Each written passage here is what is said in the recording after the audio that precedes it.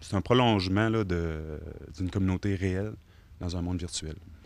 Cet enseignant en sociologie s'est penché sur ce phénomène qui suscite un réel engouement. Des écoles, des villes et beaucoup d'autres lieux ont désormais leur page Spotted. Le but, s'adresser à une personne qu'on a croisée à cet endroit. Parce que on peut justement faire des publications de manière anonyme, mais on peut transgresser certaines normes sociales qu'on ne transgresserait pas dans la vraie vie. Cet homme a créé la page de Rivière-du-Loup. Étant donné qu'il administre des messages anonymes, il préfère parler à visage caché.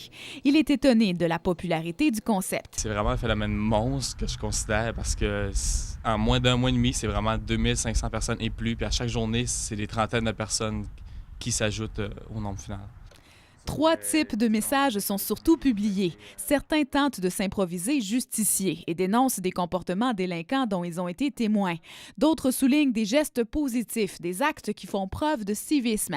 Et les messages les plus fréquents, une personne qui déclare sa flamme à une autre. Les gens peuvent devenir donjuans sans risquer de se faire rejeter ou de se faire virer de bord. Dans la majorité des cas, les administrateurs de ces pages s'imposent des règles d'éthique, question d'éviter les dérapages. Nous, notre but premier, c'est de faire sourire le monde et de les complimenter. Donc, dans le fond, tous les messages qui sont péjoratifs, qui sont vraiment méchants, discriminatoires, automatiquement, on ne les publie pas. Dans certains cas, des directions d'école ont choisi d'interdire ces pages. Reste à voir si le phénomène va s'essouffler. Deviendrez-vous un adepte? Serez-vous curieux de savoir si un message s'adresse à vous?